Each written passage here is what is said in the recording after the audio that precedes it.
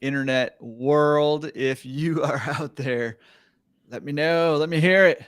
We've got our eyes on the chat here and excited to go live with you. I'm starting to get all these notifications on my phone now that we're going live. So, welcome. I see some people popping in. If you are in the chat right now, welcome. Throw in the chat there where in the world you are tuning in from. This is I'm Jordan with Laundromat Resource, and I have got here the man, the myth, the legend, Waleed Cope. Waleed, how you doing, man? Good in you, Jordan. I think that's a little bit of an overstatement, but I greatly appreciate it. Just regular dude here, just washing underwears. Listen, for for a fact that I'm not buying that. I am a huge fan, but I also know that I'm not the only huge fan of Listen, feelings you. mutual. Yeah, so awesome. Where are you? Well, how about this? Where are you at currently right now? Well, we're based in Brooklyn, New York, but Uh-huh. today I'm in Dallas. I'm in Frisco, so right outside of Dallas, Texas. Awesome. Yeah. Travel, dude. We've already got the who's who of people here in the chat. I see Mark Hunterbrinker there in All right. St. Louis. Jodan Reed is there. Madison Anderson in North Carolina. Lotfie's in Atlanta. Love it. Jamie, you are just, I feel like you're trolling me right now. I don't even know Okonomowoc, Wisconsin. Is that a real place? Are you just trolling me? Jamie, welcome to Wisconsin. Larry's in Stone Mountain, Georgia. Love it. Michelle in California. Awesome. Sharon and Steve out in Kansas. Wait, is it Kansas or Kentucky? You guys are in Kansas, I think. Is that right? Kansas City. Yeah. Ben in London. Eurowash. I love it. We're international, Waleed. We're international right now. That's Tara in it. Westfield, New Jersey. Love it. Welcome, guys. Super duper excited. I'm going to give Waleed here a second to introduce himself and give you a little bit of background on him. While he's doing that, keep letting us know. Kansas. Okay, thank you. And Irene's in Kansas City. Awesome. South Carolina representing with Kelly. Geetha's in Virginia. Welcome, Geetha. Pro community over there. So Waleed, I'm going to give him a chance to introduce himself, give you a little background. While he's doing that, this is a live Q&A. You have got a rare opportunity to live and in person get your questions answered by, again, the man, the myth, the legend, Waleed Cope. And get those questions in and rolling, and we will get rolling. But Waleed, while those questions are rolling in, give us a little background on you and who you are and why you're here. Well, I'm here so we could just engage with the community and talk laundry. Like, it's nothing better than being with a group of great people who are in the same industry, and we all love taking care of garments. It's just a great feeling. It's generated a lot of new friendships, um, strong camaraderie. So I'm just here to have fun. Let's share some knowledge and have some fun and just talk about anything laundry. My background is simple. Humble guy living in Brooklyn, New York, grew up pushing quarters around my dad's store. So I'm second generation in laundry. Um, and I say humble because when you drop a couple 5-pound buckets of quarters on the floor in the laundromat, you clearly realize the perspective of your life when it comes to running a laundromat really fast when you got to sit there and pick them up one by one. So our operations are a little different. We used to be self-serve. Now we're strictly drop off and pick up and delivery. And we run 7 days a week, commercial and residential.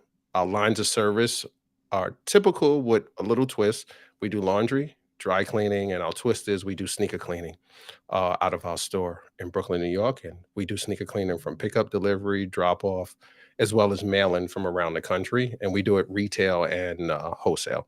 So we actually have other stores and laundromats who we work with, process it for them and send it back to them. Yeah, I just love doing laundry, and I love the people in our industry. That's my story, and I'm sticking with it. Well, listen, I know for a fact nobody loves doing laundry, so I don't know. Something's wrong with you. You know what I mean?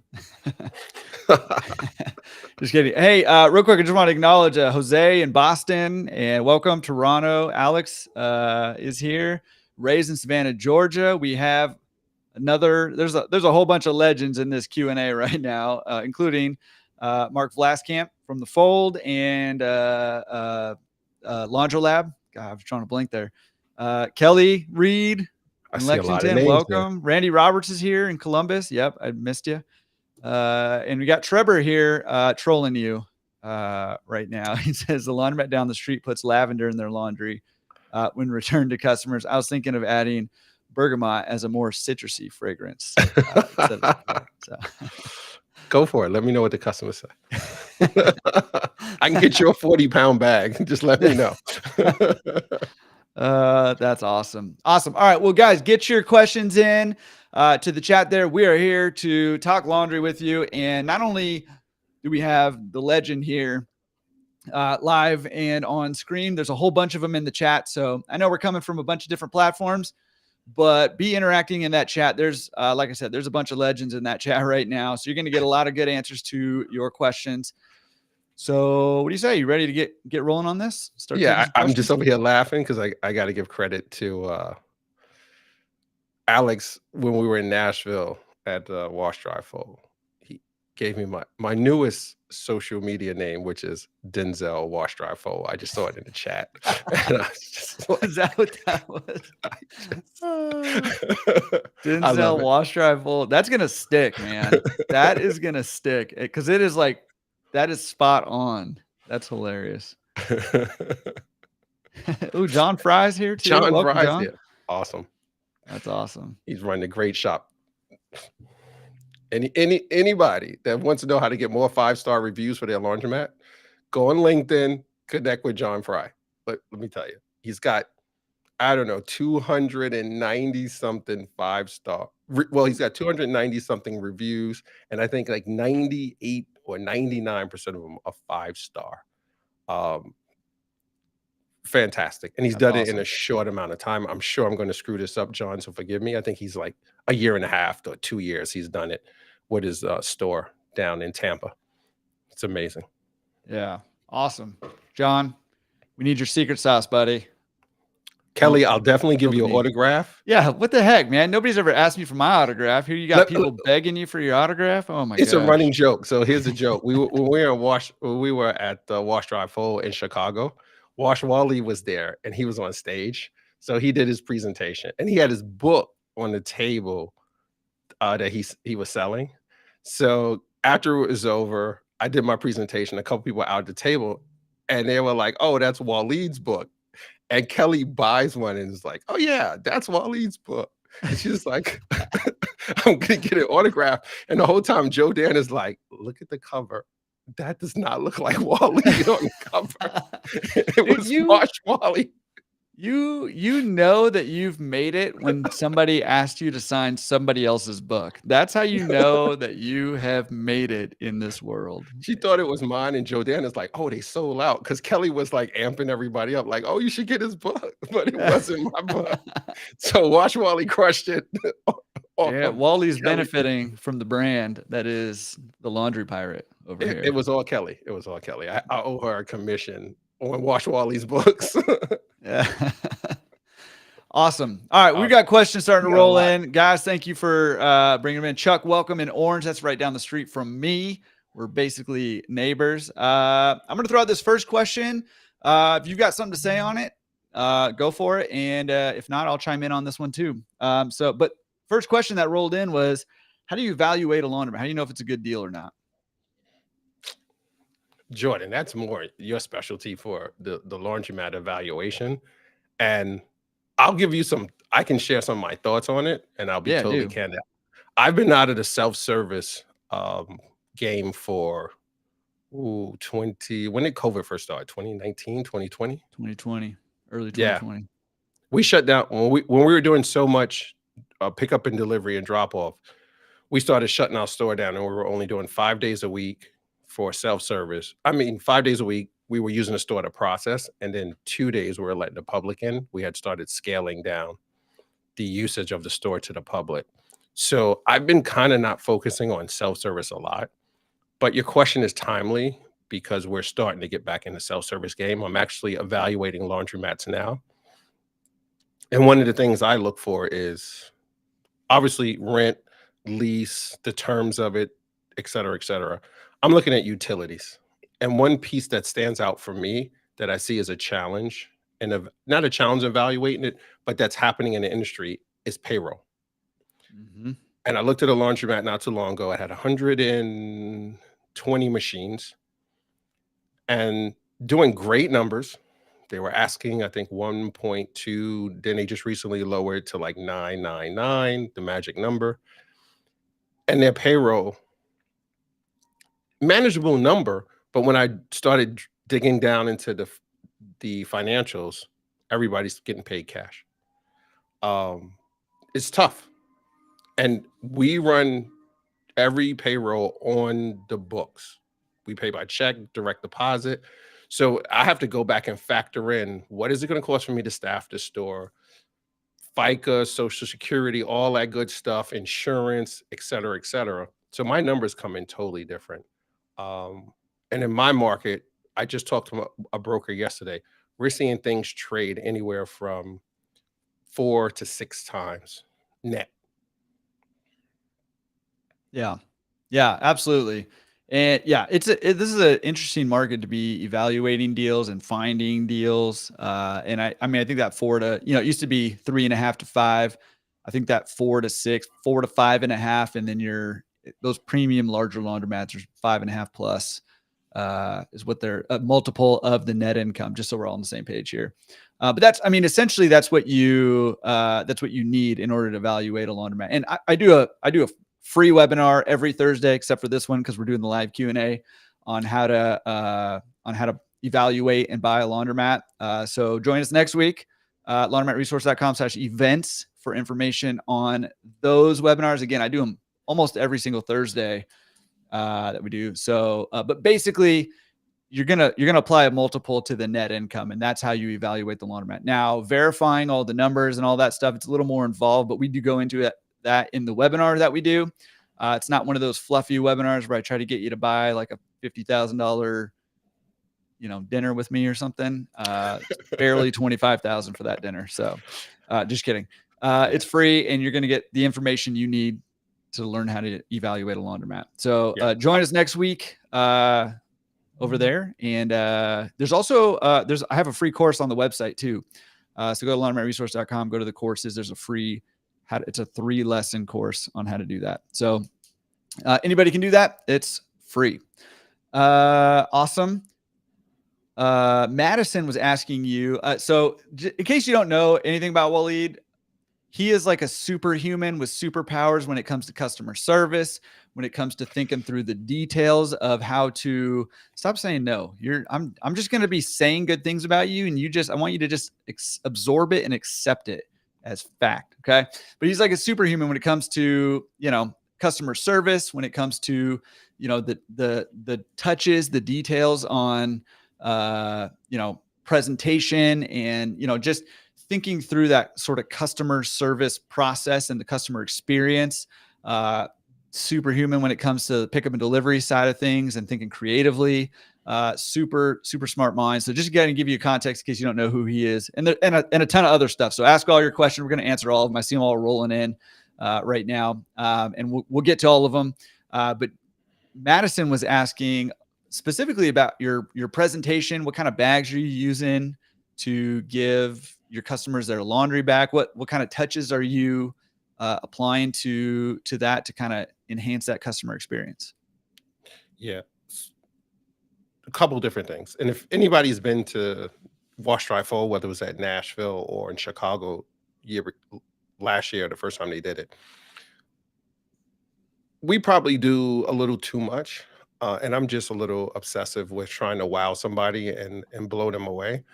And we typically will do something new, and then I figure out how to get the cost down. So it's a little backwards from what's traditionally done. People will look and say, "Hey, we wanna use a special kind of bag, or we wanna add lavender to our order, and it's gonna cost us this." Where I kinda do it, and then I see what the cost is, and I'm like, "How can we drive it down?" based on the reactions we get from the clients. So if it's, I'll test, I'll do it. And if I don't get a good response, I'm like, I don't care what it costs or what we need to do next, because I'm just going to scrap the idea. So things we do, we have custom printed laundry bags in our company colors. And our colors are black, white, and pink. All our bags are pink. We did it purposely because they stand out. Driver pulls up with a car full of pink bags. People notice.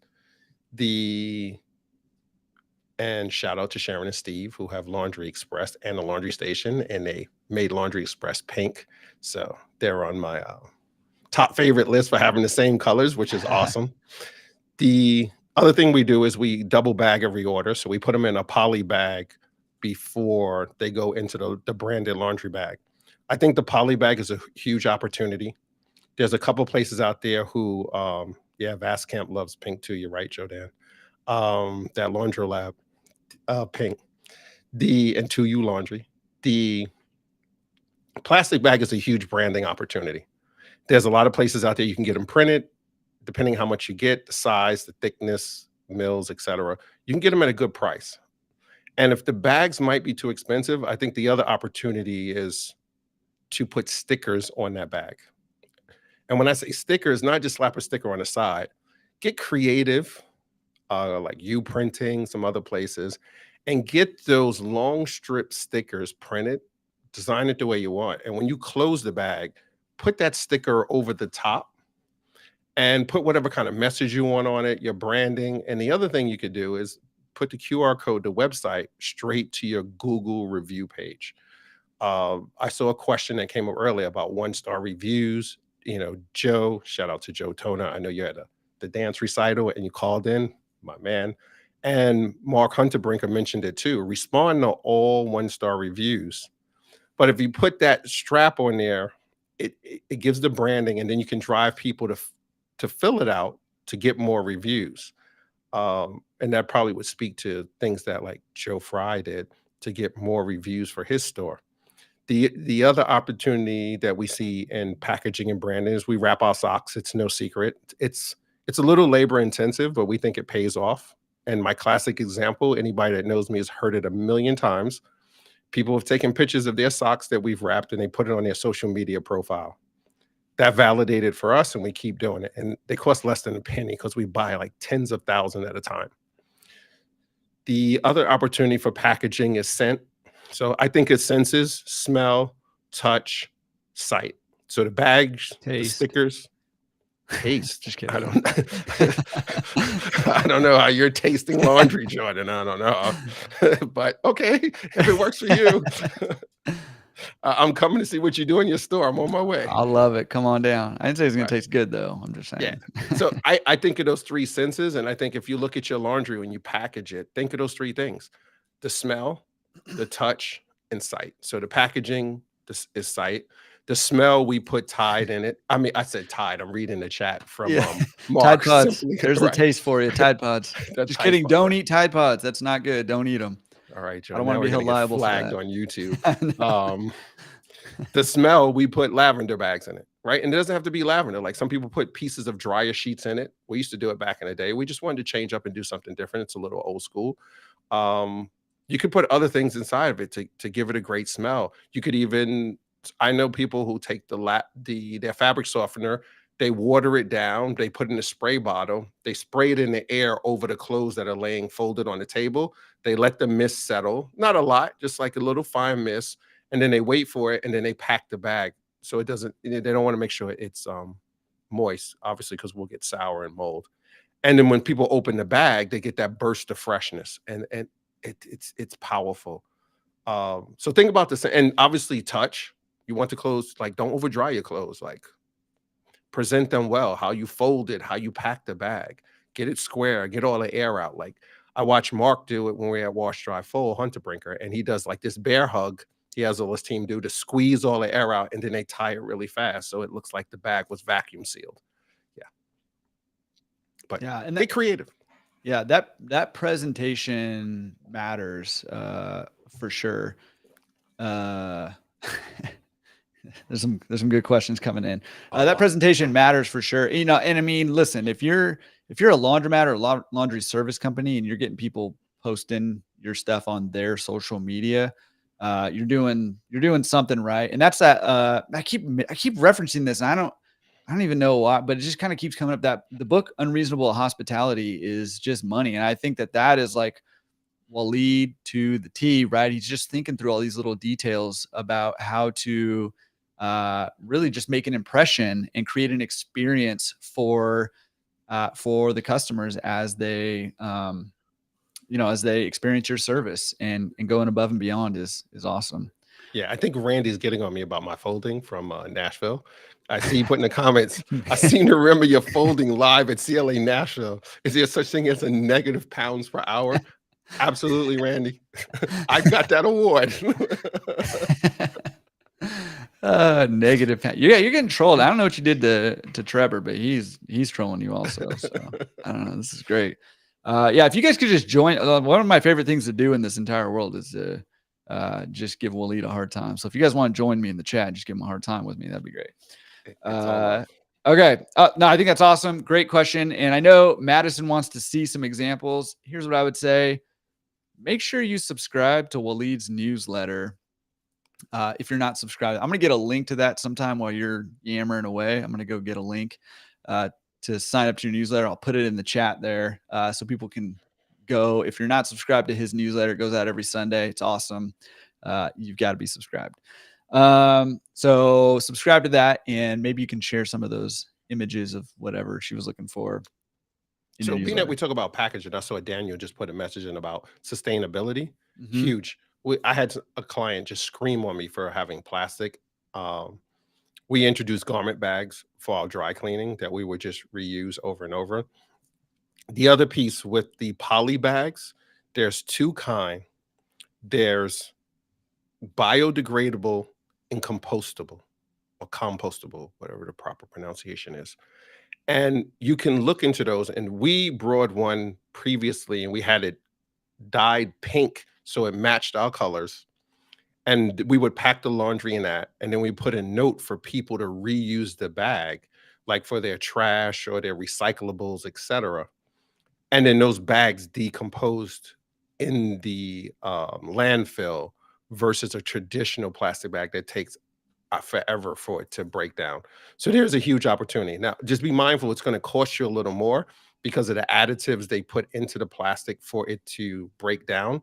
I think it's worth it, especially depending how you buy it.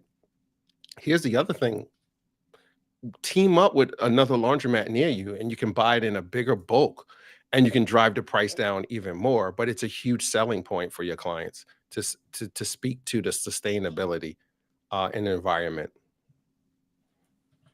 Yeah, sustainability is huge for sure. And it matters to people, right? It matters to people. I put the link, washweekly.com, in the chat there. You should probably just open another tab and go sign up for it right now, immediately, wherever you're at. All right, jumping back up. I don't remember. I didn't write down who said this, but somebody was saying they're ranking number one on SEO. Is it worth it to pay somebody to do SEO? I would probably say if you're already number one, maybe still actually. But Waleed, what do you think? Worth it to pay for SEO for your laundromat or laundry service? So I always hear this classic word used for some questions is depends. Um, so I'm gonna I'm gonna work hard to avoid that word tonight. I would look at that question two ways. Are you ranking number one? So it depends, is what you're saying. I didn't say it, you Okay. did. Are you ranking number one because you did the work to get you number one? Like you optimized your website, you have blog posts, the metadata on your website, keywords, you're writing articles, you're getting link backs, etc. So if you built it up yourself that way, then I'd probably like you might not need someone else, but it probably is a good idea to probably have a consultation with some SEO firms that are reputable or good in your area or in our industry, just to get their feedback and see if there's anything else you can do to tweak it. Because you not only are you number one, you want to stay number one. And let's be mindful, everyone. Our industry is super hot right now. Everybody that's got 3 quarters to rub together wants to buy a laundromat. And the internet has exposed, and when I say exposed, not in a bad way, it has highlighted our industry as this passive, easy way to make money. And anybody in this chat who has a vended slash self-service or does pickup and delivery knows that's far from the truth. Now, if we look at passive as the Webster's definition of it, I would probably say, okay, yes, because in a lot of cases, we're not doing the work directly that produces the revenue at the store. But the society and culture in its present day has labeled passive as you can have this thing that you do nothing. You sit on a beach with a laptop and flip flops, and money just comes rolling in every week. Um, so let's just keep that in mind. So if you're the other piece of it is you're number one on your SEO because you have no competition. You might be in one. I know some people, Jordan and I were just chatting about. They're like, "Oh, the nearest store or competitor to my store is like 10 miles away." Well, by default, you're number one because there's no one else in your area. So I would say look at those two scenarios because if you've done the work to get to number one, keep doing what you're doing and consult with somebody to see what else you could do to improve on that. And if you're number one by default, you probably want to have a conversation with someone too to figure out what can you do to safeguard your number one position by default in case other people start coming into your market. And don't think someone's going to come into your market just with a self-service store. You're like, oh, I know where all the stores are. I know where all the vacant retail space are to anyone. I've got a post on my neighborhood. Don't forget these ghost laundromats, right? And we kind of operate in that zone where someone is driving around picking up laundry and they take it to another laundromat or they process it at home like Poplin, aka was it Sudshare before. And listen, go to WeFunder and just Google. You have no idea how many people are raising money right now to start some laundry slash tech firm. It's bananas. So be mindful and be careful. Yeah. And that's why I mean, I've been saying over and over and over again, it's time for us to up our game as operators because the competition is here and it's coming and people are getting more sophisticated in our business. And that field of dreams, if you build it, they will come business model it's already gone. So if you're still banking on that, you might be able to hold on to it in certain markets for a little bit, but Be careful. you'll be tomorrow's zombie mats if you keep going down that way. Just really quick before we jump to the next question, awesome questions coming in too. So I just wanted to acknowledge Joe Toner, who is a rock star, who probably some of you guys know and some of you guys don't know, but you should know. Joe Toner's here. What's up, Joe? And Alicia also in the chat Oh there, yeah. which is awesome. So welcome, guys. She just got I think she just got a second store. Congratulations, Alicia. Yeah. Yeah. If you're on the West Coast, watch out for Joe. That's He's right. snatching up stores left and right. Yeah. And killing it with them too. I won't tell you a secret sauce, but connect with him. Every time I talk to him, he's like, "Waleed, I'm eyeing like another 2 or number 3," and I'm like, "Geez, I got to get my butt in gear." I keep trying to get him to come on the podcast to spill that secret sauce. So I'll get him, Joe. Yeah. I'll get you. Somebody asked. We're 30 minutes in, Jordan. Let's speed up the questions. I know, man. Somebody asked, how do you leverage your current laundromat to get your next one? You got any leverage tips? I've been out of self-service for a while, but I'm old school. And let me not say old school. I think a little conventional. So I like to tap into existing resources. So you can leverage that first store when you go to finance companies, which is, that's a traditional no-brainer. You've got track record. So you can show like I'm an experienced operator. Can I get a better interest rate? Can I get more LTV? SBA loans. I'm not an expert in them, but the more history you have, from what I've heard, it's easier. You have more credibility.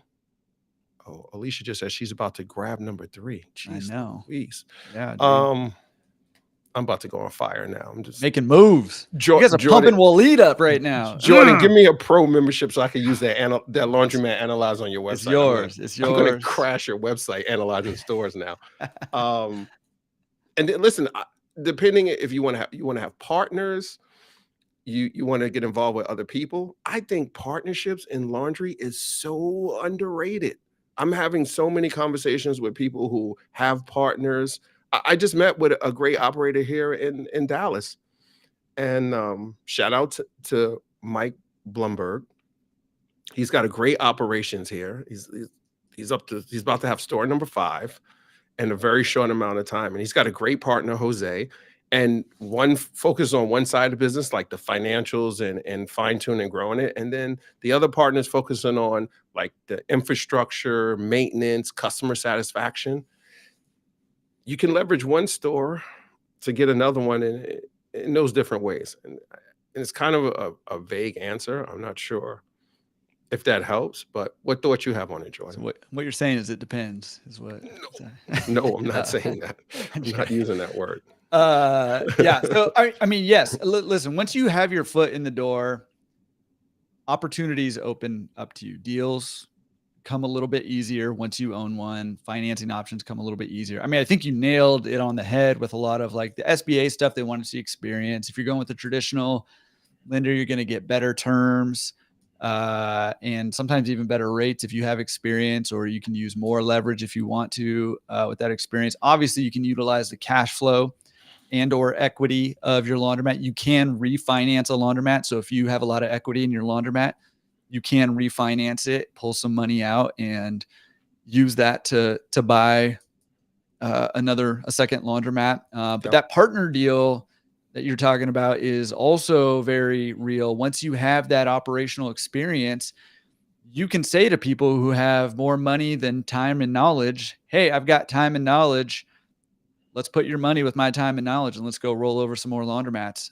That's real right there. So don't underestimate the value of your experience, of your knowledge, of your time that you've put in, because there's a lot of people out there with money that don't want to put in the time and work it takes to get that knowledge and experience, and are willing to partner with you. So that's another way to do that. Man, so many good questions. We got to like keep it All right, let's moving pick it up, here. Jordan. Come on, let's do Jeez, rapid man. fire. All right. Oh, this is a great one. I think you'll have some good insight on this. And there was already some good insight from the chat here, and you kind of alluded to it. But can anything be done with a 1-star review that they suspect is from maybe a competitor or somebody just kind of falsifying a review on their Yeah. laundromat? I'm gonna fire through these questions now, everybody. But like, email me, hit me up on LinkedIn, whatever, if you want more details on it. I'd say do just what Joe and Mark said. Respond to every 1-star review. First of all, respond to every review, good, bad, or indifferent. And then if you suspect that it's from a competitor or a pissed off former employee or a current employee who's trying to sabotage you and you're just not aware of it, report it. It's against Google's TOS, terms of service, for an employee, a competitor, or anything, someone being malicious, to write a review.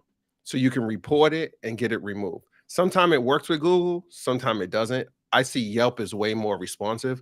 I've had a bunch of employees write bad reviews on my other business, and every one I report, Google's like, nope, we don't see anything wrong with it. But when I've done it in laundry, for some reason they take them off. So respond and report. But if it's a true bad review from a client and like you dropped the ball, and it happens to all of us, own it. Own it in the review, apologize to them, say what you need to say, and then take the rest of the conversation offline and really blow them away with customer service. Like, I've mailed plants and flowers to people's homes in their office after we've dropped the ball on customer service. And they went back and changed a 1-star review to like a 4-star review. And then when they got the flowers, they changed it to a 5-star review. It was so worth it. Yeah. And just for those of you guys who don't know Waleed, that was rapid fire for him. So Sorry. All right, next one, I'm George. just kidding. No, I'm totally kidding with you. I'm totally kidding with you. Yeah, and I was gonna say, listen, if it's false, I mean, do the reporting, do the responding to it, try to let people know, and then the best way, sometimes Google, a lot of times Google or Yelp or whoever it is not going to take it down for whatever reason. It can be very frustrating. The best way to get rid of it, if you know it's a false one or you've tried the like reaching out and asking, trying to make it right and then ask them to change it and it's not working, just drown it in good reviews. Take care of everybody you possibly can and ask for those good reviews. And eventually it'll just bury those bad reviews. Because a 1-star review, when you have, five-star reviews and that's it, is a big deal. A 1-star review, when you've got 290 4- and 5-star reviews, is not that big of a deal. Relatively speaking. I mean, you still want to take care of it, but I mean, it's not going to knock you as much as it will if you don't have very many reviews. Yeah. Awesome. Can you recommend a POS system to enhance your operation? Sounds like somebody's ready to scale. They're trying to pull the team in. And you don't have to necessarily make a recommendation on a specific one, or maybe, you can share what have experience with, or just some options that are out there. Cause there's a few different good ones out there. Yeah. So first, good is relative. So when someone asks, can you recommend a good one? It's relative because everyone operates their laundry, AKA garment care business slightly different. And there's no one true fit for any business. And I'd probably say if you can get a POS system that can fit, I don't know, 85% of where you run your business, you're probably in a really good spot. We've tried or we've used or demoed everything out there except for the major dry cleaning ones. My advice to anyone that's looking for a POS, sign up for a demo with every single one of them and ask them questions. And one of my key things is if they're trying, when you ask them questions about, can you do this with your software? Because I run my business this way. And you start getting the feeling that they're driving you in a direction where you need to change your business to fit their software, probably a red flag. Ask those questions that are important to your business. Cash flow. How fast do I get my funds from credit and debit purchases? Question that gets overlooked or not asked a lot. That's a great Cash flow for our businesses is extremely important. I don't want to wait 3-5 days for money to come in from a credit card processor. That, like, if you think about it, 3 to 5 days could put you in the next work week, depending on how your store runs. So we run our store from Sunday to Saturday. That's our work week. So transactions start coming in, and we're not even going to talk about weekend transactions. The busiest time, you're going to be waiting for that money to come 3 to 5 days later. And I heard some places say 2 to 5 days. Let me be absolutely clear. There's no reason you should not be getting your money deposited in your account the next business day, right?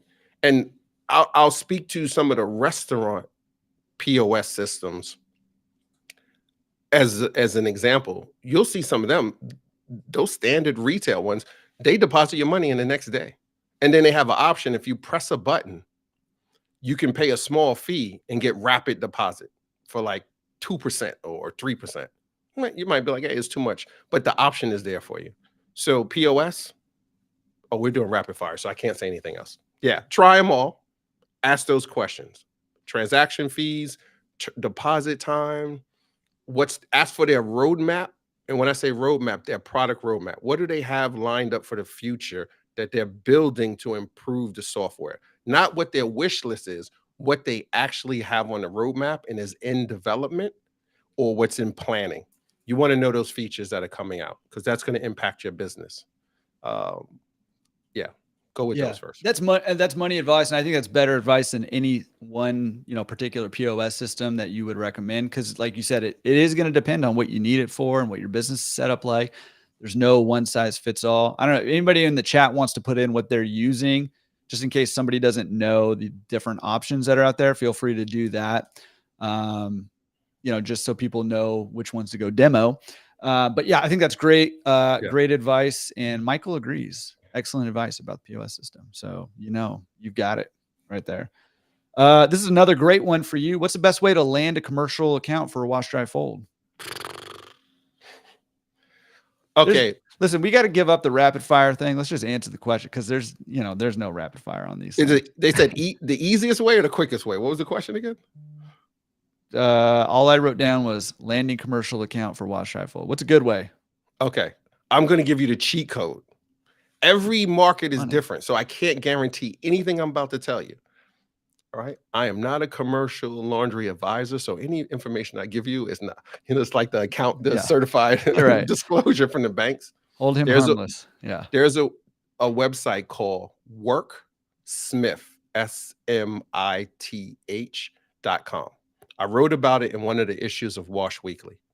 And what this is a marketplace for commercial businesses to source vendors for services that they need.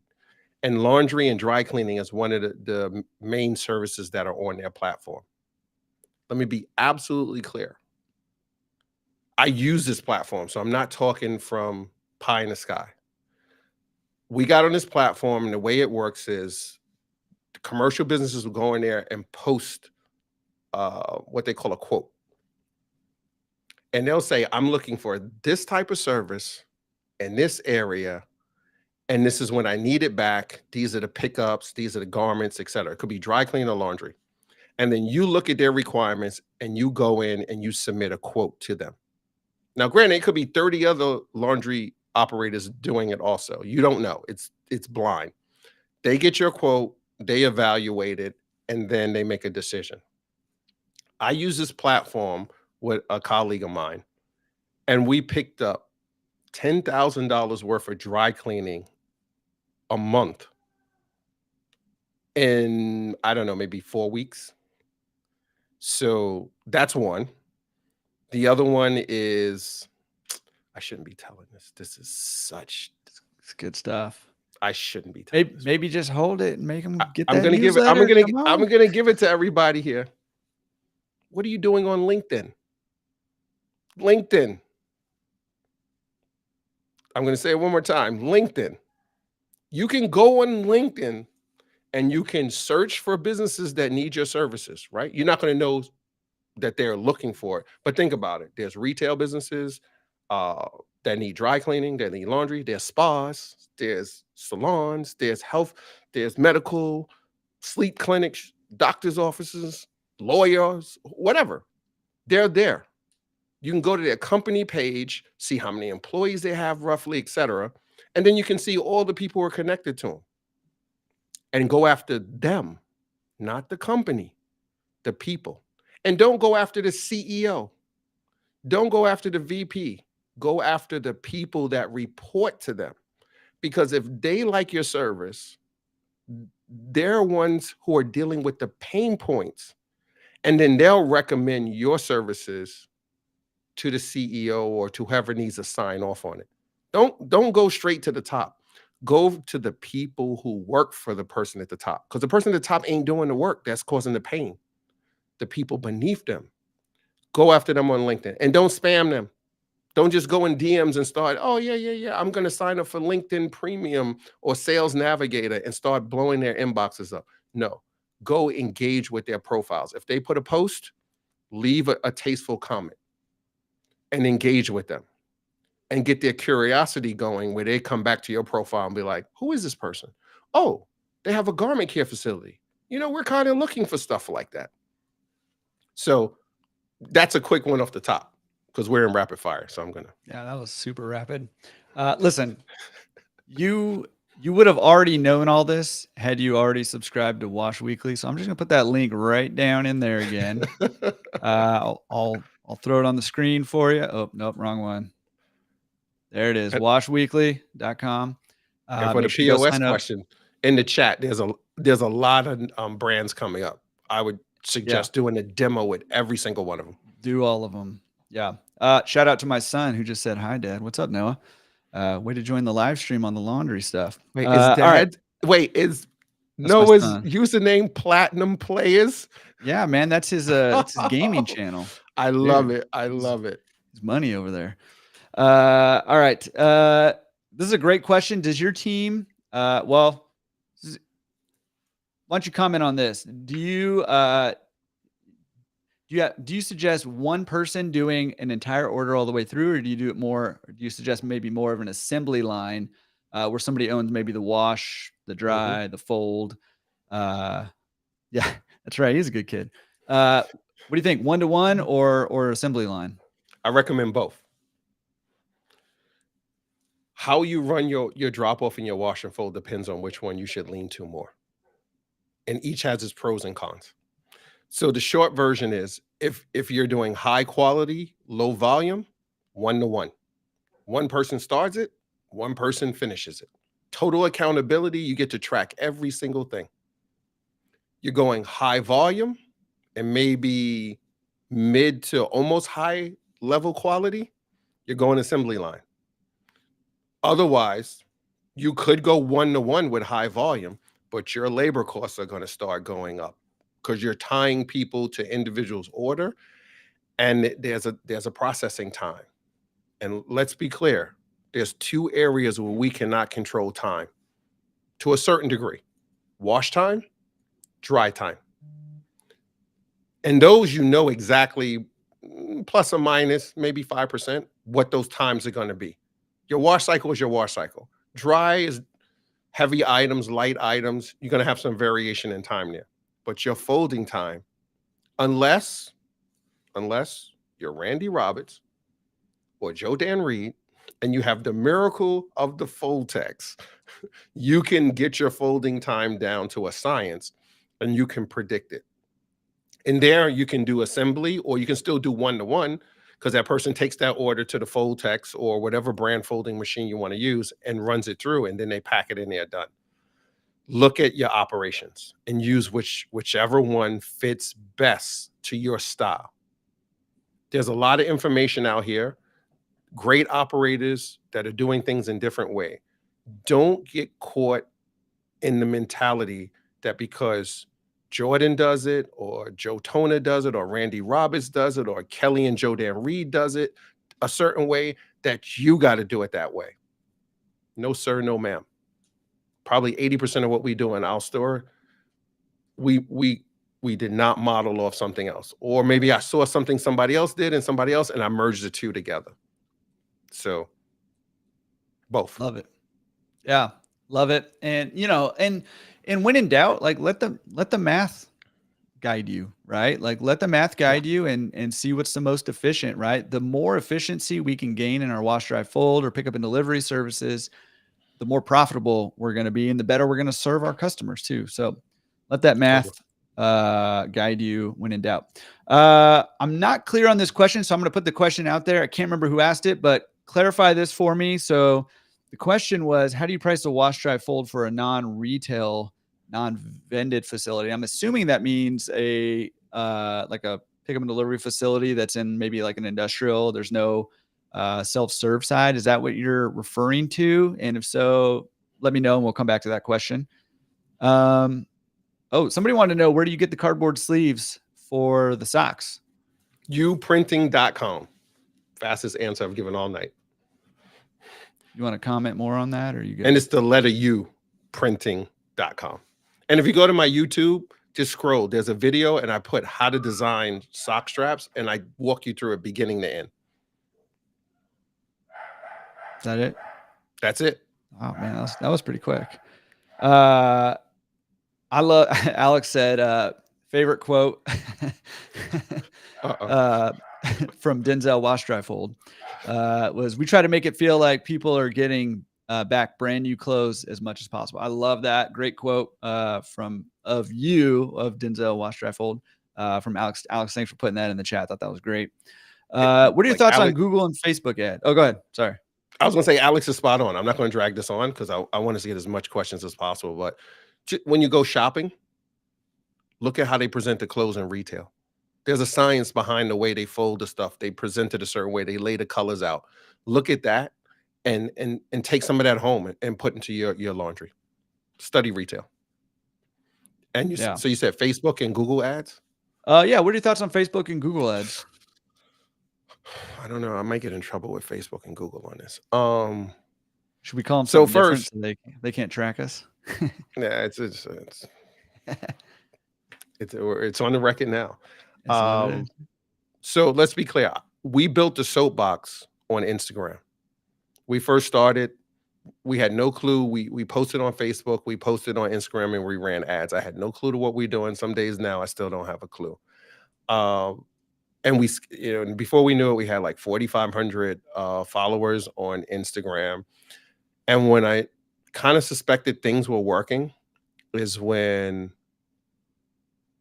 we were getting DMs late at night in Instagram, and it was like, "Can you come pick up my clothes? I need to schedule a pickup." And you and I talked about this on your podcast 2 years ago, and I was like, "Yeah, we're on to something." And then I just DM back. I was like, "Here's the link to go to our website and place the order." And I was like, "There's something to the social media, S- but it's not the same as then as what it is today. It's really pricey. It's super competitive. I think it's worth it. Let me rephrase that. I believe it's worth it. You just need to be really granular with it.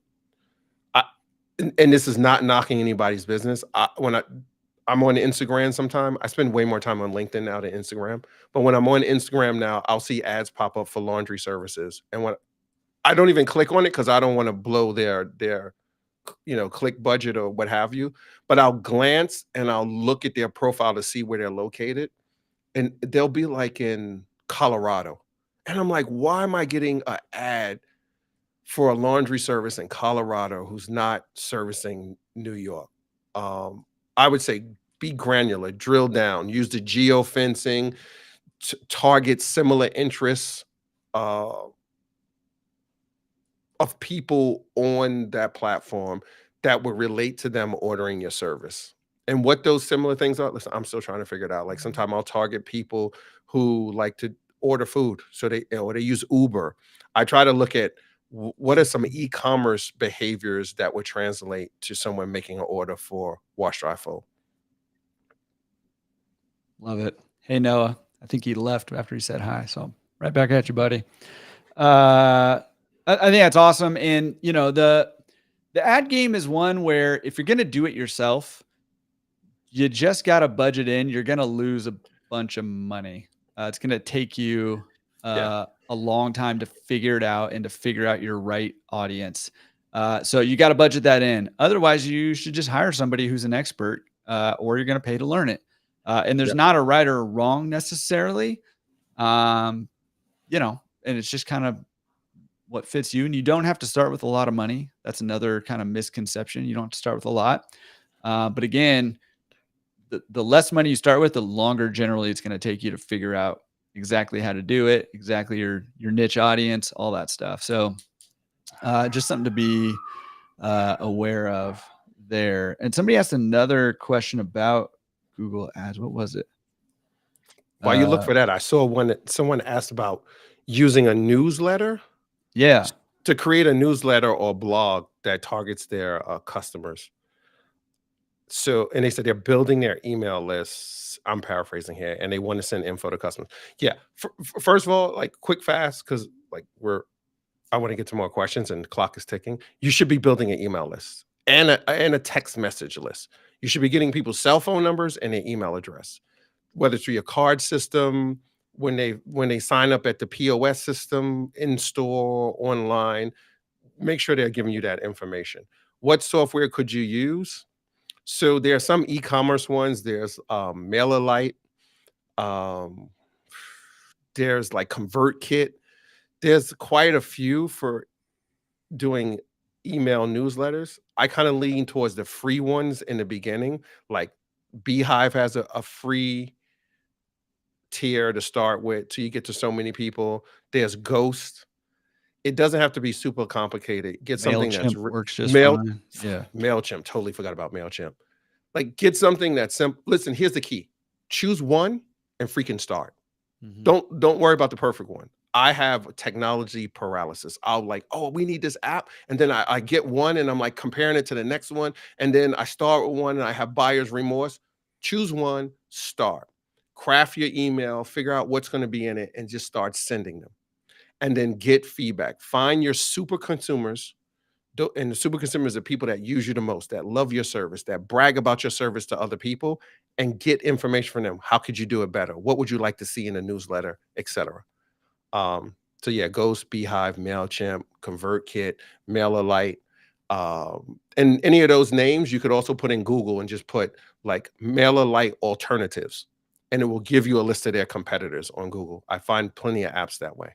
Here's a super tip for you, but it's dangerous. I've fallen prey to this, but there's a site called AppSumo, and Oh yes. AppSumo has a bunch of different softwares. A lot of them are like just starting up, but they're alternatives to popular ones. And a lot of times it's a one-time fee instead of a monthly Hmm. subscription when they're on AppSumo, and then they go monthly. Uh, they're on there for a limited time. But I pick up stuff all the time, probably too many things actually, over time. It's addictive.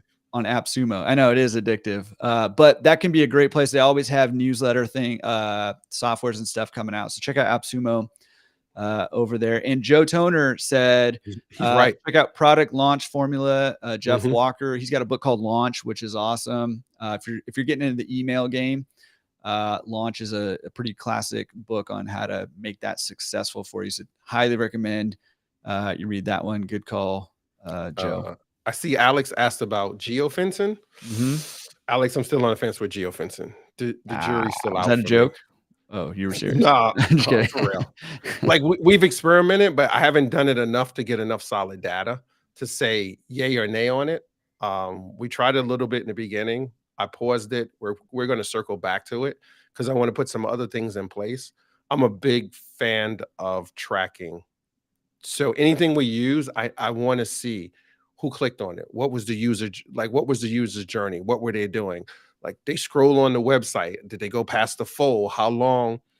I have a great colleague and friend. He's such a data analytics scientist, is what I call him. I get on the phone and ask him a question, and it turns into a 2-hour call. And he's like, Google Analytics, the tags, the this, the that.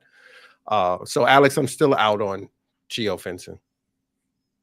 Yeah, there's some interesting stuff coming out with geofencing right now. I mean, I think it's one of those things where is it going to stick around and be integral? I think maybe, but it is a little bit soon to tell Yeah, on that. But I mean, listen, if you're not trying different things and then failing at them, you're not going to find the things that you try and are successful at. So if you don't know, keep talking to people who are using it and get their input, but then give it a shot yourself. yeah. Uh, Raymond brings up a good point about Google Ads and Facebook too. There's software. He mentioned how his clicks went really fast. You mhm. got to be careful too, because some of your competitors will go out there and use software, or they're doing it themselves and they're clicking on your ads. I know people, I've heard them say it in backroom conversations. It was like, yeah, I click on my competitors' ad all the time to drive those things up and burn up their budgets. And I'm like, wow, that's foul. But there's Good. software you can use to protect you against, I don't want to say fraudulent clicks, but those type of clicks where people are just maliciously clicking to burn up your budget. Yeah, for sure. I'm going to take this one because this is an easy one for me to take. Can you estimate sales based on water usage? The answer to that is yes. And the easiest way to do that is to go to laundromatresource.com. I think you need to log into the free account, obviously the pro community also, but the free account, and then go to member resources. There's a spreadsheet you can download. It's absolutely free, and it'll walk you through exactly what you need to do to get that ballpark income number based on water usage of a Yeah. laundromat. So go download that spreadsheet, make your life easy. Otherwise, you're doing a whole lot of math, and gets complicated pretty quick. Yeah. So go check that out. Yeah, definitely do that. And get as much history as you can on the water. I Yeah, know of people who've like, "Oh, I think I'm gonna start sell my store in the next 6 months," and they leave the water running at night. yeah, You're like, "Wow, he got a lot of usage." yeah. Yeah, Yeah, that is legit. And just for clarity, you're using the usage, not the water bill. And you're looking for anomalies, right? And that's why mhm, Waleed's saying, hey, try to get 2 years. I mean, that's what I'm trying to get, minimum of 2 years. You can't always do that, but that's what you're looking for is 2 years. And you're looking for any anomalies, like you said, like a big jump in the last 6 months since they decided to sell, or anything like that. And that'll give you where you should be looking. Question for you was, are you transitioning to dry cleaning? I mean, you've mentioned dry cleaning a few times. How are you running dry cleaning? Are you doing it? Are you outsourcing it? What are you doing with dry cleaning? we outsource it, but I'm gonna let the cat out the bag. I'm I'm super curious about dry cleaning right now. And there's a lot of conversation like dry cleaning is dead and, blah, blah, blah. Yeah, but you know what? I still got quite a bit of commercial dry cleaning coming in, and I'm not a full-fledged dry cleaner. We have a partner. And I'm really intrigued in like just wet cleaning and different aspects of dry cleaning. So we're getting back into self-service, between you, me, and how many 54 of our community members here. Like I'm It'll be working on more a than store. that. I'm working on a store right now in another state. And it's it's far from my house. It's far from my other store. And I had a long discussion, and this is probably tying to the questions we see sometime in the forums, Jordan, is like, how far is too far to have a store? And you got to do what's comfortable for you. But I've realized if I push the limits of me being uncomfortable, I can probably create greater things than operating in my comfort zone. So I'm purposely, and my partner had to twist my arm on this because when I first looked at the place, I was like, dude, I got to drive almost 2 hours to get there. Like, when something goes wrong, I'm not driving there. Like, what are we gonna do? And he was just like, Waleed, that's short-term thinking.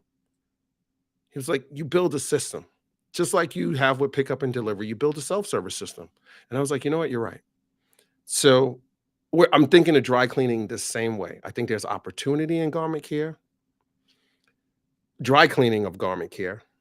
I don't think the quality, let me rephrase that. I do not see and believe the quality is there on a mass level for dry cleaning than what it used to be. The people I've worked with, the majority of dry cleaners, I have some great partners with dry cleaning. I had a few that were like, okay. It seems like their thought model was volume versus quality. And it was like, I'll do wholesale, and that pushed the quality down because they started just searching for volume versus quality and volume. So don't be surprised one day if you're like, Wally, I see videos of you in a dry cleaning plant with a presser in the background. It could happen. I think it's opportunity out there. And speaking of dry cleaning, somebody was asking about Presso. Yeah, it's the Uh, second Q&A in a row I've done that. Actually, after the last one, Presso reached out to me, so it's kind of yeah, funny. You but got any just thoughts on it? be mindful. Presso is not dry cleaning. So if you remember, like Tide Swish and Panasonic has a machine out now where it refreshes your garments. Um, I think what they're doing is great. I had a great conversation with them at Wash Dry Fold Nashville. I think they're really on to something. And I believe in their future iterations of their model, they're looking to incorporate dry cleaning into it somehow. Uh, I think there's opportunity for it. It's how you package what the Presso machine does, how you frame it to your clients. It's like how we frame sneaker cleaning. Yeah, or ozone, or Oh God, direct let's not. injection, or anything, right? It's marketing. Ozone, like anybody in this chat right now that has ozone. I was at, uh, if you know Ralph Daniels, Daniel Equipment, they had their profit symposium, their 50th anniversary, like 2 months ago. And we were talking about it. And a part of my keynote was, if you have ozone, why aren't you talking about the problem and then how ozone solves that problem for your clients? Like, I'm putting ozone in my next self-service store. And if you get any messages from that store, if you end up on any of my email lists or text lists for that store, you're gonna hate me for talking about ozone so much. I think it's a huge selling factor. Yeah, that's Yeah, money. ozone. Yeah, dude. And Yeah, that's what it's about, right? It's like present the problem and then tell you how you have the solution, right? yeah. And because people identify with the problem, the smelly clothes, all the stuff, like not getting stuff clean enough, and you've got the solution that solves that problem better than any other solution, right? And that's how you sell that stuff. Not that part of Jersey, Joe, but not too far away. Yeah. um, but there's a He's talking saying about that's my jersey. I'm wearing a Brian Urlacher jersey. That's okay. I thought he was talking about the part of Jersey where we're going to open the store. uh, now he's asking if I'm wearing a Brian Urlacher. I am, by the way. That's awesome. But Yeah. there's that saying like, until the lion learns how to write, the hunter will continue to write the story. Yeah. And when you hear a story about someone going hunting, the lion loses every time because the hunter is writing the story. So you need to think about, how are you writing the story for your business to make it different? And as humans, I'll give you a great example. A long time ago, not a long time ago, there's a big fad now about gut health, like probiotics and all that. Mhm. When that first hit and kind of started becoming the rage, the doctor who was talking about it and brought it to everybody's attention and got like a lot of notoriety for it. He talked about the problem, and he was like leaky gut, and he talked about all these things that happens, and then he presented the solution to it. And as humans, we tend to think, and this doesn't make it right or wrong. We tend to think the person who's talking about the problem and then introduces the solution is the way to go. They have the most knowledge of it. And not talking about the problem in a negative way, like complaining and moaning and things like that. Like truly educating people, there is a problem, right? There is a problem with people doing their own laundry. You shouldn't do it. Right? Do we talk about that problem enough? I tell you, the other problem is not just we talk about it. We are not concisive and consistent as an industry with the language we use about wash and fold. Somebody calls it fluff and fold on this side of town or in this state. Somebody else calls it drop off. Somebody else calls it fluff and fold, drop Wash, dry, off, fold. wash, dry, fold. Yeah. Imagine walking into a dealership and 1 minute they talk about you measure the car by horsepower. Then the next time they tell you they measure it by push power, and then the next they talk about pedal power. You'd be like, what the heck? So yeah. So I've been anyway, saying next question. forever, we need to standardize what we call this, because I'm even confused half the time. I'm like, I don't know what to call it. We should just let's get to Wash Weekly. The next thing of Wash Weekly, whatever he calls it, that's what we're all calling it. So go subscribe, washweekly.com, to his I'm gonna write newsletter. that down. I'm Just gonna so go you in the lab know and cook that up. what we're calling this from now on. Waleed is going to be the authority on that. I All think we right, could couple all more be. questions we got. If you got any last minute questions, get Go, them go, in go. now. Get them in. We've got a few more. Do you recommend or are you doing mostly commercial or residential, a blend of both? We do both. My thoughts on it, everybody should probably, if you do pick up and delivery, commercial or residential, if you don't already, you should have $1 million laundromat. And when I say $1 million, I'm talking about gross, right? I would love for everybody to have net $1 million. But if you're doing pickup and delivery, there's an opportunity, I truly believe, for your store to hit $1 million. In some markets, I think it'll be simpler, not easy, but simpler than others due to like, my market is vertical. Some people's market is horizontal, et cetera, et cetera. And I've had this conversation. We're not going to call it debate. They're like, well, Wally, you're in New York. It's easy for you. Like, your people are stacked on top of each other. Yeah, but I got stores right across the street from each other. Like, I walk down 4 or 5 blocks and I can see 5 laundromats. It's bananas in my market.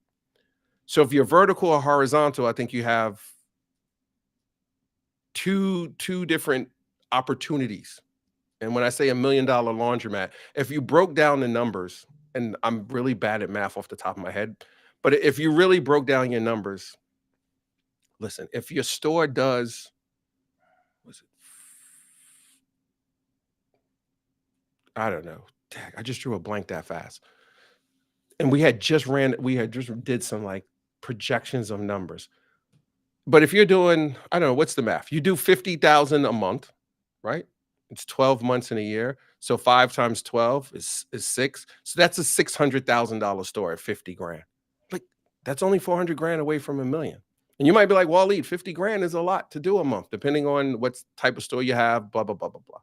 But if you start breaking things down and looking at it like by the month, by the week, by the day, and then you're like, okay, it's X amount a day, then go into your POS and say, how much does the average client spend at your store?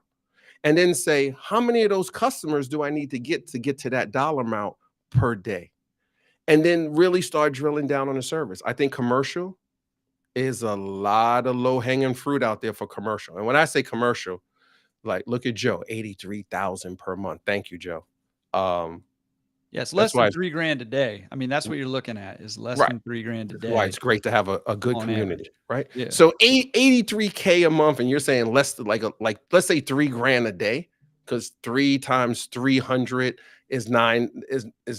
So that's 900,000. 900,000 Yep. plus, right? So 2,700 a day. Joe's coming in. What did I tell you about Joe? Joe tw- has got let, all the secret sauce. wait, $2,700 a where's day. my calculator? Hold on. Yeah. Let's get real here. Yeah. $2,700 a day. Somebody put in the chat, what's your average sales price for a customer in your store? Anybody? Like, I don't care. Make up a number if you don't want to tell your real number, right? $40. $40, right? So $2,700 a day divided by 40.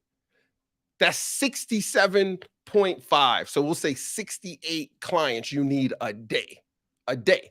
If your store is open 8 hours, and some of us are open way more than 8 hours, right? I'm not 8 hours. Geez, I'm thinking of a work shift, like 12 hours. And some stores are open more than 12 hours, right? So say divided by 12, that's 5.6. Where's my camera? 5.625. So that's 6 people per hour you need to walk into your store and hit the average transaction, right? Somebody else said they do $35, right? So let's do the math. 2,700 a day divided by 35. You need 77 people a day. And if your store is open 12 hours, you need 6.4 people. So say 7 people to come in per hour. Like, okay, you might be like, that's a lot of people, Wally, but we're talking about walk-in, pickup and delivery, drop off. If you got a self-service business, you can factor it. We're talking about the total number. You could push a store to $1 million. Well, and I mean, not to even you don't need 77 new customers every single day. No. Really, you need about 540 a week if they're coming in once a week, doing it. So if you get those commercial accounts, which probably have a little bit larger orders, maybe they're doing it twice a week.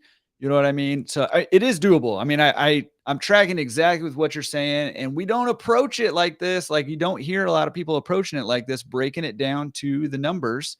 But this is the way that you get stuff done, right? This is the way you accomplish big goals is you break them down into what exactly do I need to do here? If my goal is $1 million laundromat, what exactly do I need to do?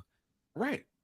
And commercial is a whole nother ballgame because your profit margins would be different on that. And please, everyone, when you bid commercial work, I've seen some conversation where people are like, oh, just discounted 10% of your retail price. Please don't do that.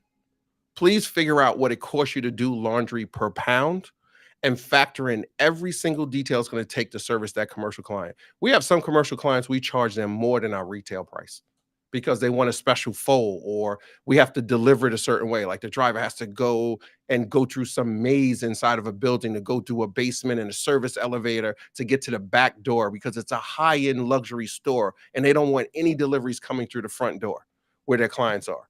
They want it all to come through the back. And it takes the driver like sometimes 10 to 15 minutes just to get inside, not drop off and collect everything, just to get in the premise. So I have to factor that in and charge accordingly for it because of the time. And look at Joe Dad. No way. Some commercial, more money. Opportunity. So you could get those numbers up. Joe talks about it, breaking it down to the simplest. Think of how some of these tech companies do. They got these CapEx spreadsheets where they look at every detail and they say, I need X amount of SaaS customers spending this for so much monthly recurring revenue. Like start thinking of laundry in that way, breaking these simple points down. Yeah. Next question. Sorry. We're on the soapbox. No. Well, no, I think that was money. And it's so I love that whole conversation that we just had because, like I said, nobody's having that conversation. Nobody's breaking it down that way. And when you do, like you said, this is not going to be easy, right? And nothing worth having is easy, right? It's not going to be easy, but it's simple, right? You need 6.5 customers an hour or whatever it was, right? And just in case, oh, go ahead. You don't want it to be easy, Jordan. Yeah, that's right. Because then You other know people will why? do it. Exactly. That's Exactly. it. Yeah. Exactly. Like I want this to be hard. I want some YouTuber to go in there and be like, I hate the laundry business and throw that money that they're showing on the screen down and be like, I'm selling my store, I'm getting out. Don't glorify it anymore. Because now there's more opportunity for the real operators, the ones who grind, who are in there serving clients and building stores that are blowing people's minds. They come in and they get great service, et cetera, et cetera. Yeah, but sorry, John, you were about to No, say that's something. money. And I was just gonna say, listen, if you're looking to get into pickup and delivery, or what I hear a lot too is people don't, and I see this a lot, is people don't know if they're actually making money, if they have a profit margin there. So this is not public knowledge. We're just gonna keep this here yet. But we just put together a calculator. I'm gonna put the link to it in the chat there. That you can try out. Pro Community gets it for free, unlimited, but you can go try it out for free also. And that will help you break down exactly how much you should be charging for your wash, dry, fold and for your pickup and delivery. It'll give you, build in what's your margin that you want to get. And based on all the information that you input into that calculator, it'll tell you how much you should actually be charging. And I bet you'll find out that you're not charging enough if you haven't gone through this a similar process to this. But anyways, that is a very cool calculator. I mean, we're still in the tweaking phases, but I threw it in there in case you guys want to take a look at it and maybe run your own numbers through it just to kind of see. And the other interesting thing about that calculator is when you play around with some of those numbers, you can figure out that there are some levers to pull. I'm gonna put some Mhm. stuff out about this. There are some levers that you can pull that will make outsized gains in your pickup and delivery, especially, but also in that wash, dry, fold. Um, it- So, anyways, it's a really interesting calculator, and if you want to try it out, go try it out for free. It's there. Yeah. I Um, mean, and not just use it for commercial. Let's be clear, ladies and yeah. gentlemen. Use it for your retail. Hmm. And when I say retail, like your drop off or your residential pickup and delivery, we have one that we use for commercial and we use it for uh, residential. And I plug in every detail, like Jordan said.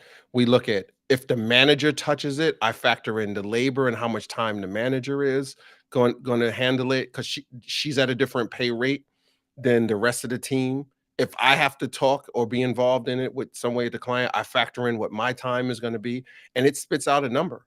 And listen, I had my accountant look at it. I had the mergers and acquisition department of that account of our accounting firm look at it too from different aspects so we could get a clear perspective on how much are we spending per pound. Dry cleaning for us is easy because it's per piece. Like I know what my wholesaler is going to charge me, but then I factor in labor, pickup, delivery, vehicle maintenance, factor in every single thing. But use it for retail also. Please, everybody. You'll be Yeah, surprised at your numbers. absolutely. And Alex, I Yeah. mean, Alex asked this earlier. So did you do anything different when you shut down your self-serve stuff? Did you do anything different to price in with a no self-serve wash, dry, fold pricing? Did that change your pricing at all for you? And if so, how did you figure that out? I raised my price. That was the first thing I did. I raised my price. And I'm really price sensitive, which is weird. When I buy stuff, I'll be like, whatever. I'll pay the price unless it's something outrageous. Then my price meter goes off, and I'm like, I'm not doing it. But when it comes to me charging someone, I have this real. I'm so hypersensitive. Like, am I charging them too much? Like, I want to give more value than what someone pays, and I've gotten to the point where that can be detrimental in the business. So one thing we do is we put those numbers in there to calculate it, as I said earlier, in our price calculator. And the other thing I do is I put on the calendar twice a year for us to raise our prices. And when the calendar alerts me, I go in and I update the price. On self-service, we did it by pound, which I don't see a lot of people doing. And when you say by pound, I look at stores and I'll see like and I'm making these numbers up. Like their 20 pound or a double loader might be like $3. And then I'll see their 30-pound one is like $4. And I'm like, why is there a double in price between the two? It doesn't cost more. It costs a little bit more money, but when you really boil it down, depending if your machines, how new they are, how efficient are, it's not a huge jump from a 20 pound to like a 30 pound. to operate it, water, electricity, etc. So I look at, if that machine does 20 pounds and we're charging $3, what's the price per pound? For it's $1.50 a pound. So I look at that equation, I apply it across the board in the store. So if a 40-pound machine is, what is a 40-pound machine? $1.50 a pound. I look at per pound. Oh, sorry. I look at per pound on our self-service when we were in it. And I'm going to carry that model into our new store that we're about to open. And when it comes to the self-service, I mean, sorry, the pickup and delivery and drop off, I look at what is the value that we're adding. And in New York, we got a lot of stores. Like, I know people doing laundry for 99 cents a pound. 99 cents. I know drop off in store, 69 cents a pound. I'm like, no way they're making money on that. No way. Either they're doing it as a loss leader, or they're just like, the attendant is bored. The attendant is in the store, so whatever I make on drop off is gravy. And I get that mentality, but I do not believe that is the best way to measure and use of, well, not use of time, to measure that attendance producing wash and fold in the store. Look, I just called it 3 different things in a short amount of time. Like, we need one word. We got to figure You that got out. it. Yeah, well, we're waiting Yeah. for Sunday, for you to It, just settle the debate. it won't be this Sunday. Okay. I already wrote the article for this Sunday. Just put a PS. PS, by the way, we're all calling it this now. Yeah. So, Joe Dan, you bring up a good point. Like, you won't build a store with 20s. I was looking at a store today that has 20s, and I think it's the market. They were like, I said to them the same thing you said, Joe Dan. I was like, I'm not putting 20s in this store. And they were like, yeah, Wally, we've got 20s, but we looked, and they use, I saw, I want to say Joe or somebody else put it in it. They mentioned the card system, like CCI and LaundroWorks. They use LaundroWorks, and I know Joe Dan has it. He did a great video on it too, and showed behind the scenes, like when he was with Randy, which I thought was awesome to give us a peek into the graphs and the data. And I love that. And they looked at the data in their LaundroWorks, and they was like, our 20-pounders are getting rocked. But they noticed that the 20-pounders are leading people into their store to some of the bigger machines. Mhm. So I'm still on the fence about it, Joe Dan. Probably we should have a call. Actually, I'm gonna come visit you and Kelly. We need to just hang out and talk laundry, and get some Kentucky bourbon. Oh, it's on now. That's the makings of a real good video. Yeah. I'll look forward to that one. I've got 2 more questions in the queue. Well, really, I've got 1 more.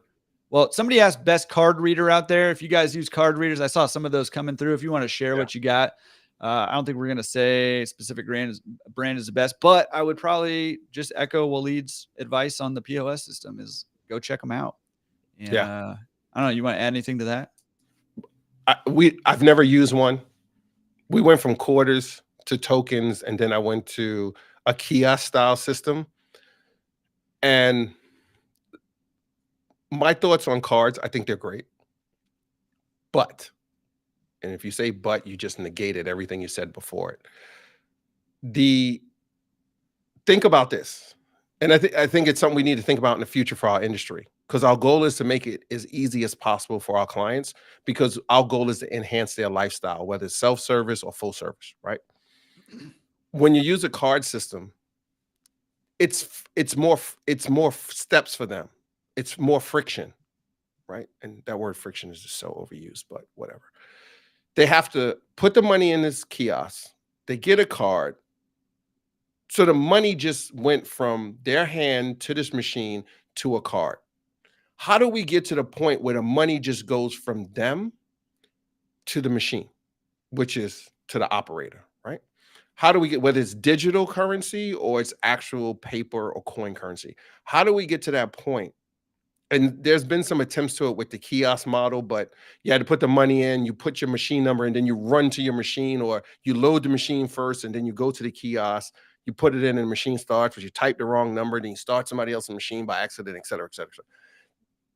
We've got to look as an industry, how do we get away from the extra step? I'm not saying cards are bad, but how do we figure out eliminating that, like, extra steps? Like, and I'm just throwing it out there. Maybe we need to get to the point where If anybody uses direct deposit in a payroll system for their mat, and your team member might not have a bank account, and they get the card where it gives them this like virtual account where they get paid on that account and they can use that card as a debit or credit.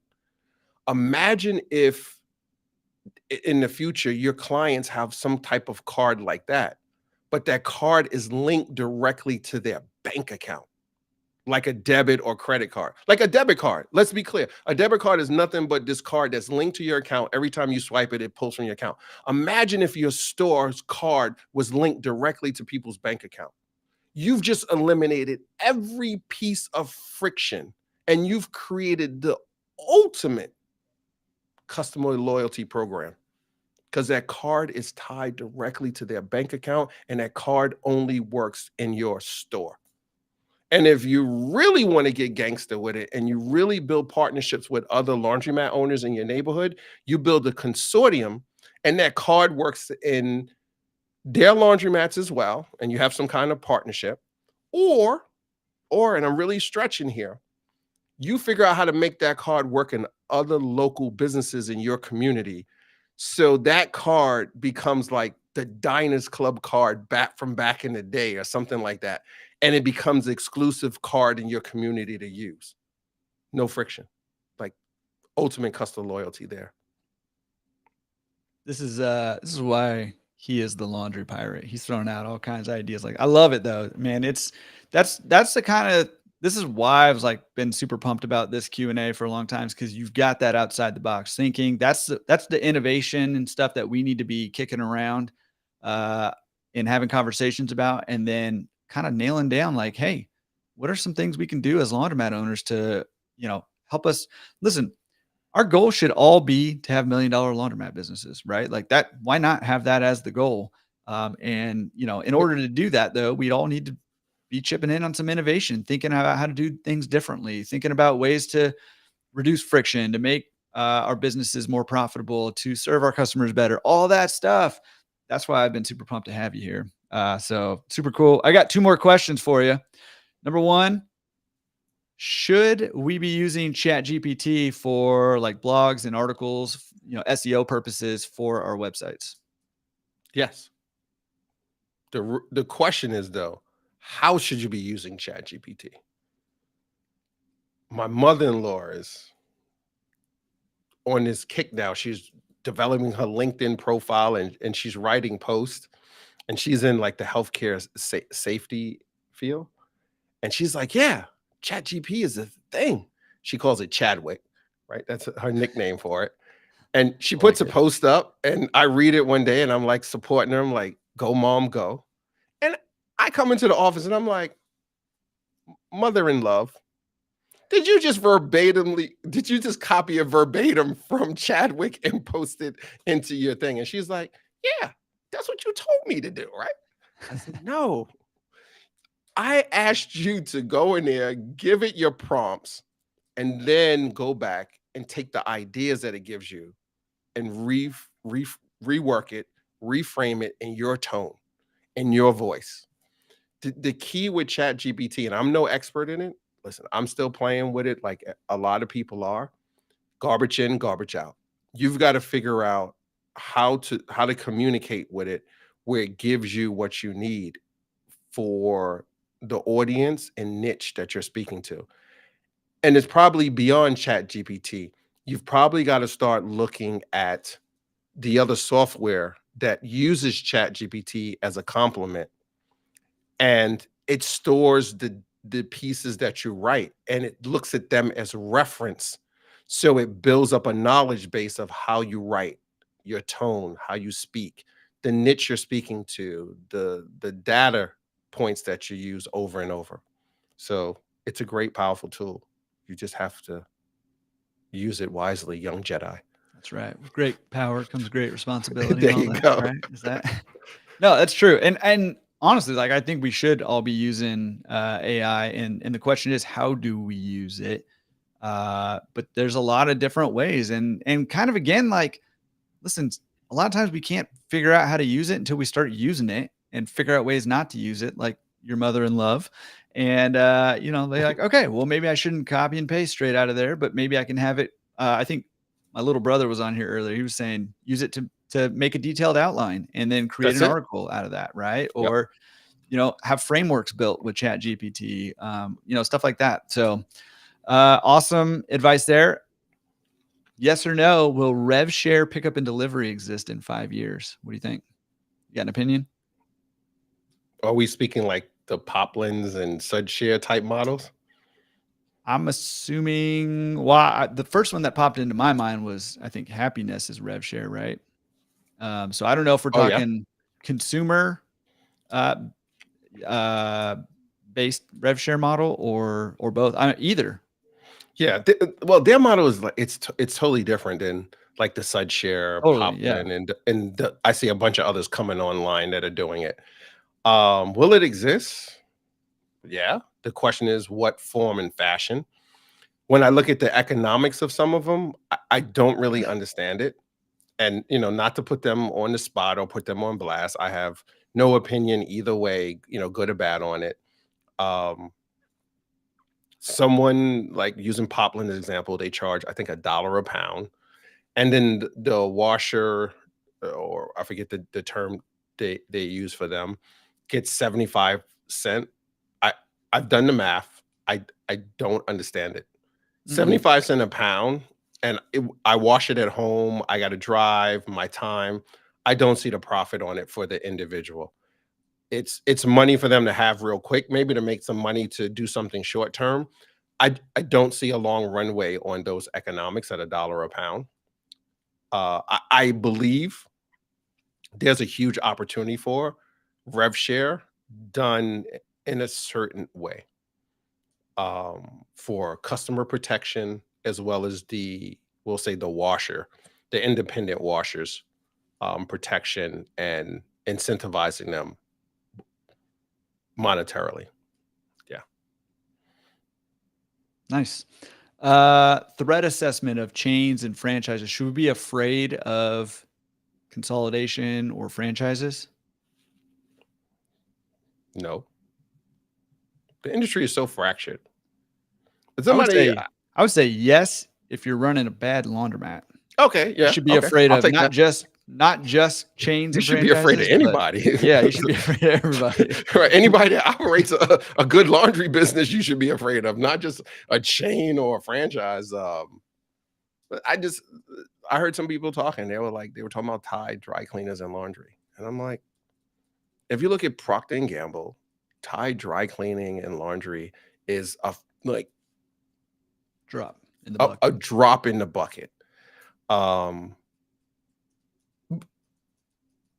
Joe Dan brings up a point I just see where some of the, we'll say, manufacturers slash distributors, because they're buying the distributors now, or they own them and they're buying more.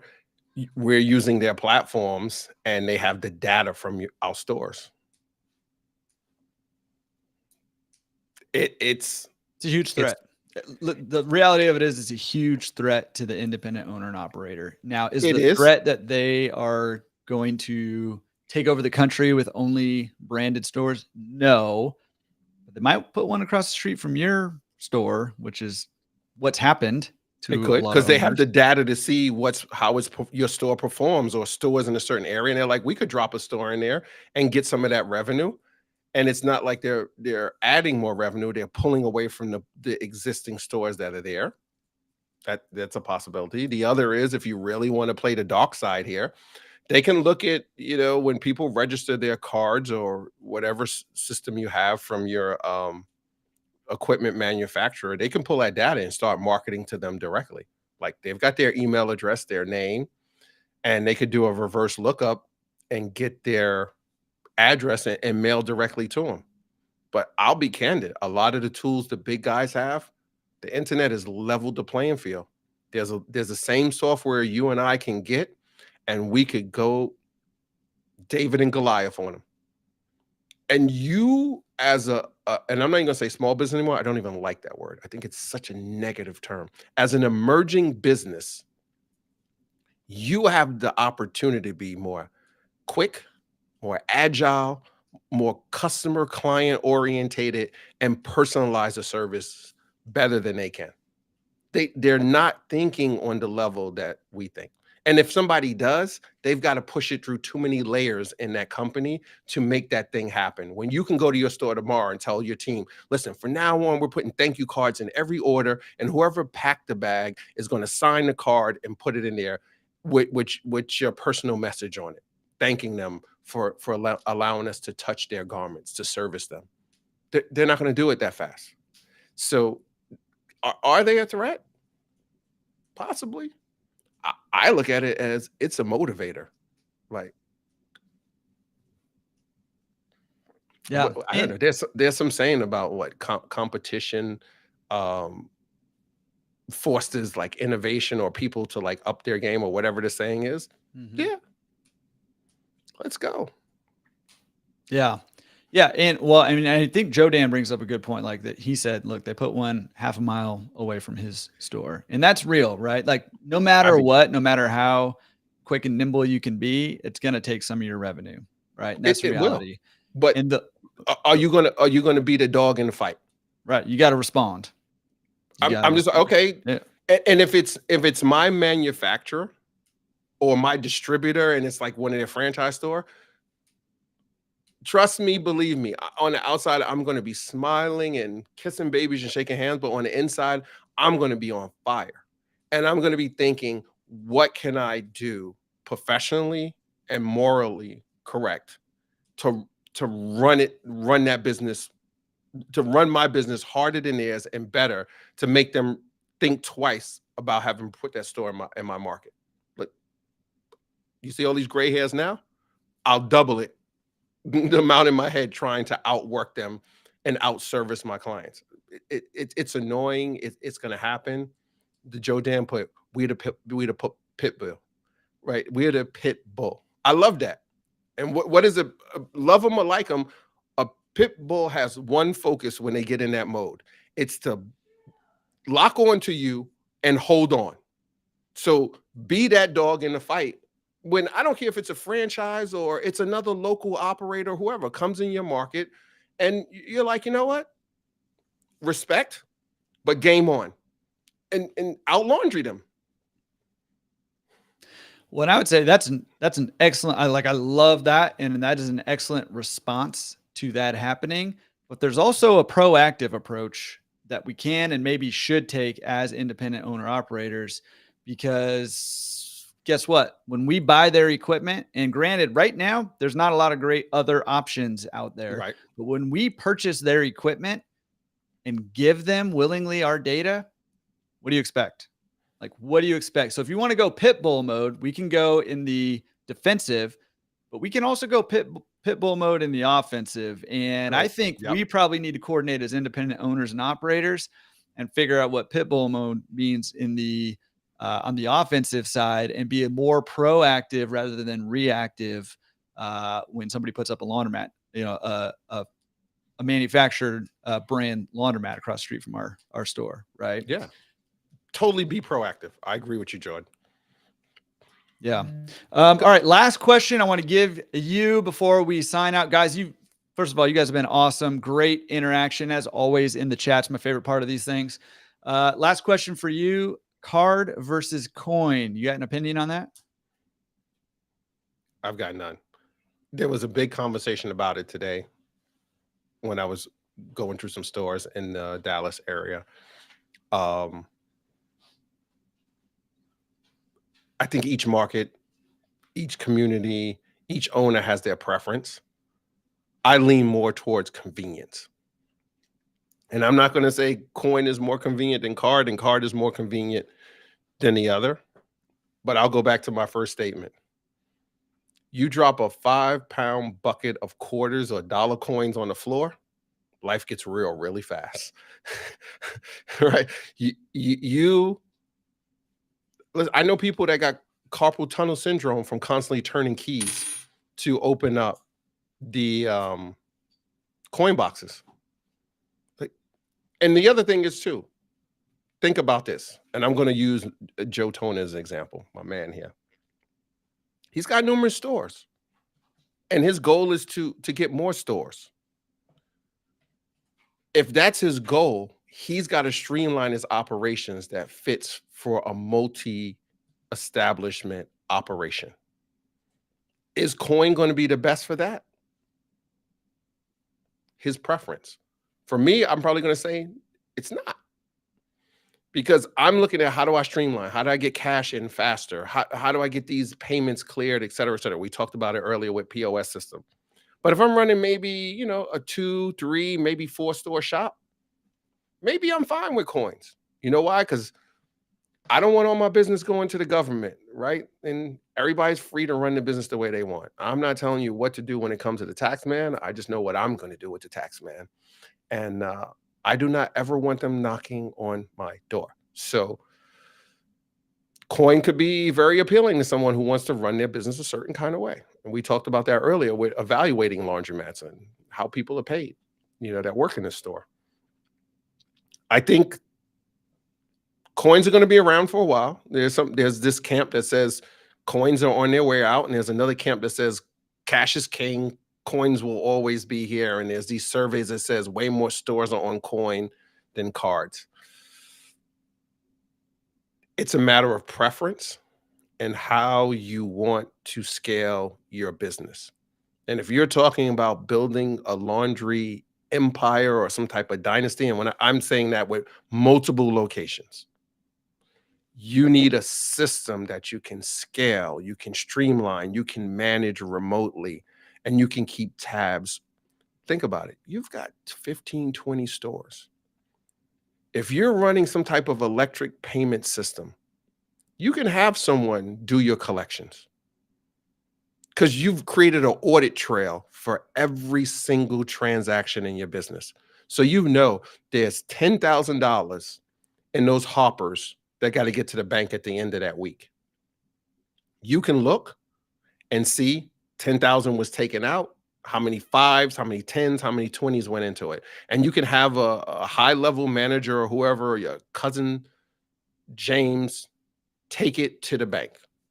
And when you get the deposit notification from your bank and you see $9,900, you're like, $100 is missing because it doesn't match the audit trail from my electronic system. Coins can't do that. All right, man. I think that's awesome. Awesome answer on that one. Alex is trying to get me in trouble over here. I'll just say this one thing. Alex said CLA should be monitoring the manufacturers and they're putting in stores, antitrust. Listen, I'm just going to put it out there like it is. This is just my personal opinion. This is not Waleed's opinion. It's not anybody else's opinion. The Coin Laundry Association is not on your side. Look who pays their bills. It's those manufacturers. So, do with that what you will. Believe it, don't believe it, whatever. But you can't expect the CLA to do that when the manufacturers who are doing these things are paying their bills. And that's a strong statement to end on. That's probably going to get myself in trouble. But there it is. But also, side note. Yeah. Joe touches on a great point that we totally glanced over. You got way more flexibility with electronic payment system than you do with coin. Price increases, time of day, pricing, bonuses. Like, you can get really creative with when you got an electronic system. We had coin, we had pushes. When we raised prices, and I looked down the line of every coin slot I had to pull out and then change. And we had the pushes where it had the little blocks in it where you had to add them and take them out. A lot of flexibility with that. So Joe brings up a great point there. Yeah. Yeah. Card system, super duper flexible. Last question I got for you is, hey, what's the best way for people to contact you besides go to washweekly.com and sign up for that newsletter? Yeah, you can go to washweekly.com website. You can email me through there. You can go to my personal website, waleedcope.com. You can email me through there or connect with me on LinkedIn. I spend a lot of time on LinkedIn. DM me, connect with me on LinkedIn. You can reach me at any one of those 3 places. If you send me an email, I don't respond like tomorrow. Don't be offended. My inbox is just flooded. I will respond to you. Like, I appreciate every message I get. And it's a blessing. Like, I'm really honored And I love being a part of this laundry, garment care, wash and fold, drop off, whatever name we want to use. But I truly enjoy being a part of this community. And I've met so many great people and made friendships. Like I remember when you and I first met, Jordan. I remember when I first saw your podcast. I was flipping through YouTube one day and saw it, and I was like, who is this guy with a laundromat podcast? I was like, maybe one day I'll be on this guy's show. And look what happened. 2 times. But yeah, you're more beloved than me on the whole podcast. I don't know about that. Like, come on, man. Let's be clear, everybody. Let's be clear for the record. And I so appreciate Jordan's like humbleism. I don't even know if that's a word, but I'm going with it tonight. And your open heart, and you're always, kind, and you're always giving people their roses while they're here versus, when they're on the other side. And I commend you for that. But let's be clear. Your YouTube channel by far outshadows, puts mine in the shadows. So, you're a legend. You've paved a way. You've created a platform for people to come on and talk about what's going on in our industry. And like, let's call it what it is, right? There's a lot of people out there talking about laundry, but let's be clear. There's entertainment in laundry, and with the content, and there's education. And there's a place for people to come and talk about the good and the bad. And you've created that platform. So listen, I don't care what no one says, or any organization or any association. If you didn't pave the way for people like myself, Dave Mins, Danny, Joe Dan Reed creates content. There's a whole bunch of other people. Like, you've laid the pathway for us and showed that there is an audience, there's a thirst for this knowledge, and it's important that we share what's going on in our own little ecosystems of laundry so we can help each other become better. Our communities are insulated. Like, Jordan, when you first got started, how many store owners you went to and they wouldn't share information with you? They were like, nah, I'm not telling you nothing. So many. Yeah. Because you're going to be my competitor. Yeah. Like, so many.